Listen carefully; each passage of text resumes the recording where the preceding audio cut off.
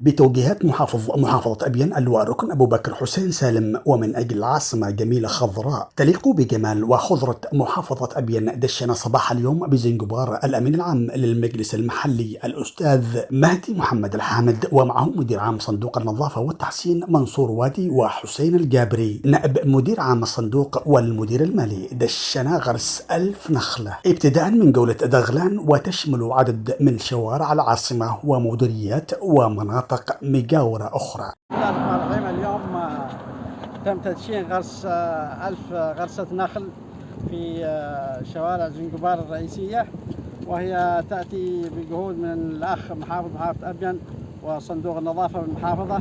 وهذه الغرسات تشمل الشوارع الرئيسية من جولة دغلان إلى مفرق جعار عدن، وكذلك الخط الرئيسي من جولة دغلان إلى دوفس، وكذلك يتم غرس عدد من النخل في مديرية خنفر. وهذا نتمنى أن يكون بداية لتحسين المدينة في محافظة أبين والارتقاء بمستوى الخدمات في المحافظة.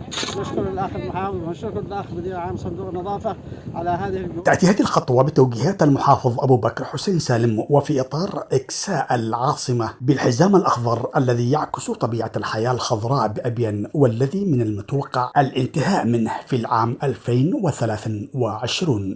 معنا تدشين مشروع 1000 نخلة تبدأ من جولة دغلان إلى خنفر إن شاء الله، تشمل خط دغلان إلى جولة المهندسين، ومن ثم شوارع زنجبار، ومن ثم خط الجولة وخط حسن شداد.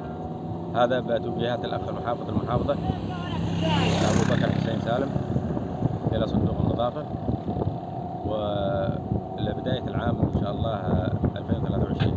هذا المشروع كان أيضا حاضرا في أولويات الأخ المحافظ، حيث قام بمشروع مماثل أوقفته الحرب، والذي بدأ من المدخل الشرقي للعاصمة زنجبار مرورا بجولة دغلان حتى الشارع العام في العاصمة، وهو اليوم يعود من جديد بتوجيهات الأخ المحافظ أبو بكر حسين سالم ومتابعة نائبه الأمين العام الأستاذ مهدي محمد الحامد، وتنفيذ صندوق النظافة والتحسين ممثلا بالمدير العام منصور وادي ونائبه حسين الجابري. لقناة عدن الفضائية، ردفان عمر، محافظة أبين.